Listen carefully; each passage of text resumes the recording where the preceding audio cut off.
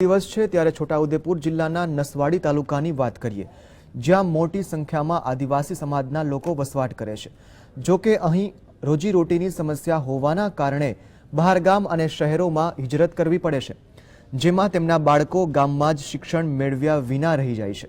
ત્યારે આવા બાળકોને શિક્ષણ મળે તે માટે નખલપુરા ગામના એક આદિવાસી વૃદ્ધે ગુરુકુળ શરૂ કરી છે, જેમાં આસપાસના ગામથી બાળકોને શિક્ષણ આપે તે માટે શિક્ષકો પણ બોલાવવામાં આવ્યા છે, જેઓ આદિવાસી શિક્ષકોને શિક્ષણની સાથે સાથે રહેવા અને જમવા સહિતની સુવિધા આપે છે।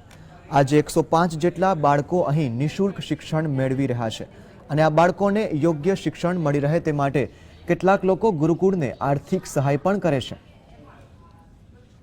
નાનું સંકુલ ખોલીને રાખવું અને ભણાવવું એ બહુ જરૂરી છે અને આપણે જ ભણાવવું પડશે, બીજે બહારથી કોઈ આવવાનો નથી। એ વિચારથી મારી પાસે પોતાની જમીન હતી, એ જમીન પર અમે નાનું સંકુલ બનાવીને ભણાવવાનું શરૂઆત કર્યું। મારા સમાજના આદિવાસી સમાજના બાળકોને ઉપર લઈ જવા છે।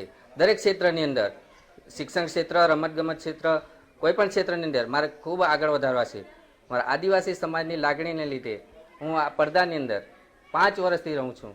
આખું ફેમિલી અમે રહીએ છીએ। ઘણી વ્યવસ્થા થઈ ગઈ છે રહેવા માટે, પણ જે સ્કૂલની અંદર જે સ્કૂલનો વિભાગ જે છે એ પતરાના શેડની નીચે શિક્ષણ કાર્ય કરાવવામાં આવે છે અને જે શિક્ષણ કાર્ય કરાવવામાં આવે છે એની અંદર આ આદિવાસી વિસ્તારના 6 શિક્ષકો છે અને 105 જેટલા બાળકો છે।